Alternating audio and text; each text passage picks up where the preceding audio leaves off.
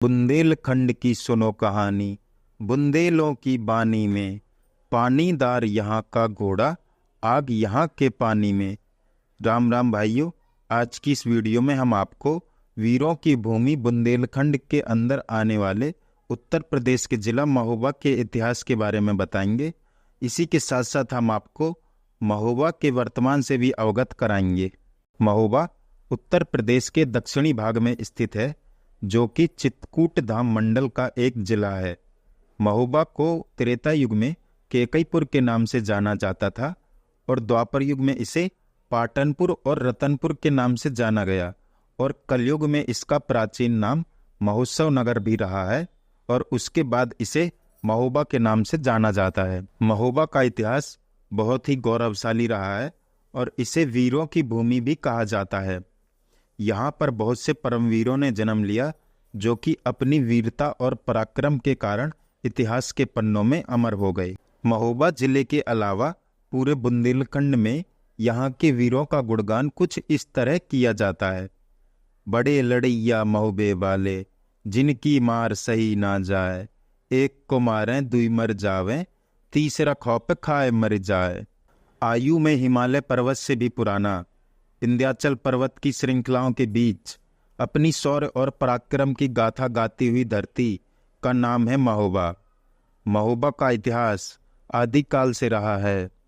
इसका जिक्र रामायण काल में भी रहा है, जब श्री राम अपने 14 साल के वनवास काल में चित्रकूट में रहे तो उनका कई बार महोबा में आना जाना लगा रहा। महोबा की धरती पर अलग अलग समय काल में बहुत से शासकों ने राज किया, जिसका प्रमाण परमाल रासो द्वारा रचित आला खंड में मिलता है।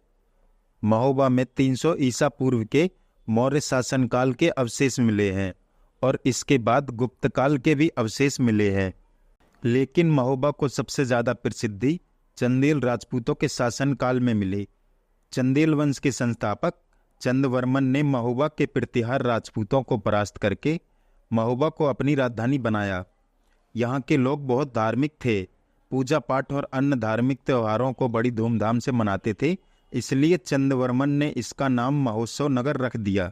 महोबा करीब 400 सालों तक चंदेलों की राजधानी रहा है।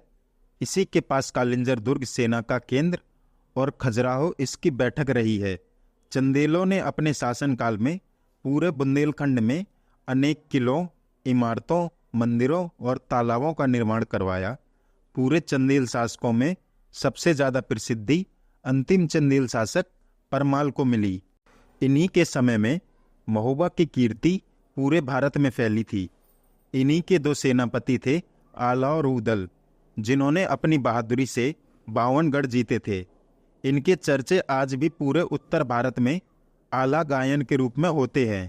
चले बराबर लगी कचहरी चंदेल आकर भारी लगा रहा दरबार। कौन बखान करी बंगला का हमारे महे बरन ना जाए। पामन बेटा के कटवासी और 56 का ढाल मकोल। बताते हैं कि अगर कोई कायर भी इसको सुन ले तो वो भी वीरों वाले काम कर जाता है। एक बार की बात है, जब महोबा के राजा परमाल और दिल्ली के राजा पृथ्वीराज चौहान में आपसी मतभेद होने के कारण उनके सेनापति चामुंडा राय ने महोबा पर चढ़ाई कर दी और अचानक से रानी मल्लना के कजली जुलूस पर हमला कर दिया, जो कि कीरा सागर पर कजली पूजा करने के लिए गई थीं। लेकिन महोबा के योद्धाओं ने इस हमले को नाकाम कर दिया और चामुंडा राय को उनके डेरा पचपहरा तक खदेड़ दिया। आज भी रक्षाबंधन के दिन महोबा में बड़ी धूमधाम से कजली जुलूस निकाला जाता है और भव्य मेले का आयोजन भी होता है। लेकिन जब चौहान सेना की हार का संदेश दिल्ली दरबार पहुंचा तो दिल्ली के राजा पृथ्वीराज चौहान बहुत क्रोधित हो गए।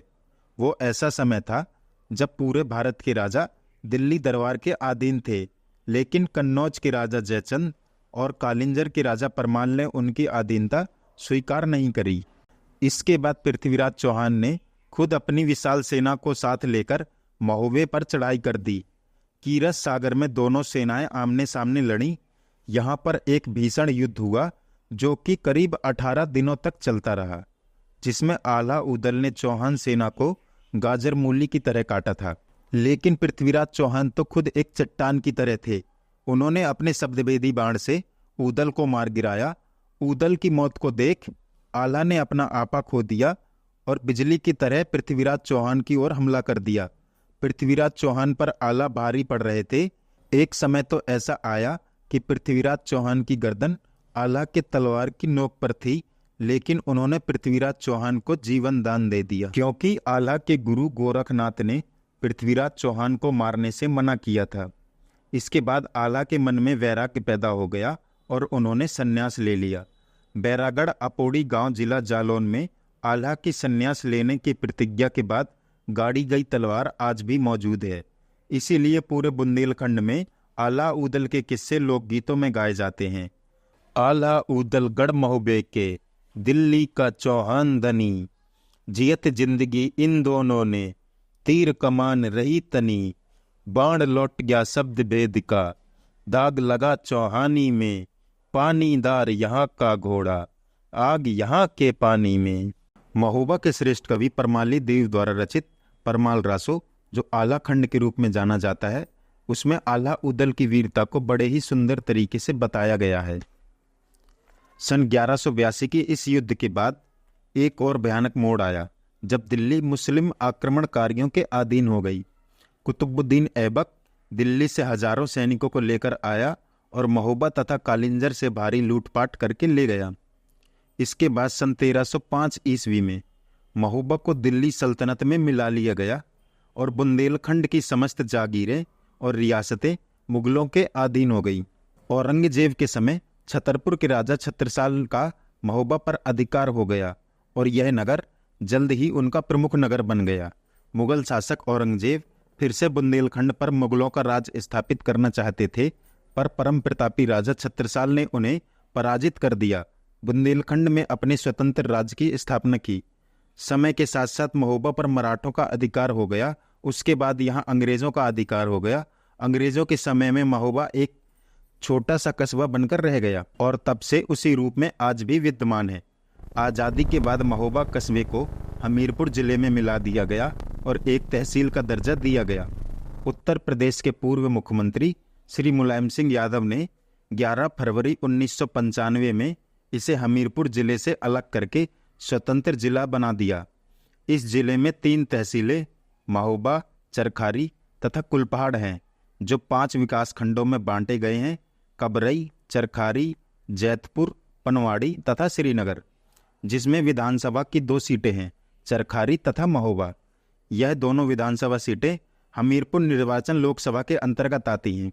2011 की जनगणना में महोबा की जनसंख्या 8,75,958 थी, जिसमें जिले का लिंगानुपात 878 था, यानी कि यहाँ प्रत्येक 1000 पुरुषों पर महिलाओं की संख्या 122 कम है। अनुमानित आंकड़े की माने तो महोबा जिले की वर्तमान आबादी 11 लाख से अधिक है। 3144 वर्ग किलोमीटर में फैला महोबा जिला अपनी सीमाएं हमीरपुर, बांदा, छतरपुर, झांसी तथा टीकमगढ़ के साथ बांटता है। तो भाइयों, ये थी हमारी आज की वीडियो। आपको कैसी लगी हमें कमेंट करके ज़रूर बताएं और हमारे चैनल को सब्सक्राइब ज़रूर कर लें। तो चलिए अब आपसे किसी नई वीडियो में मिलते हैं।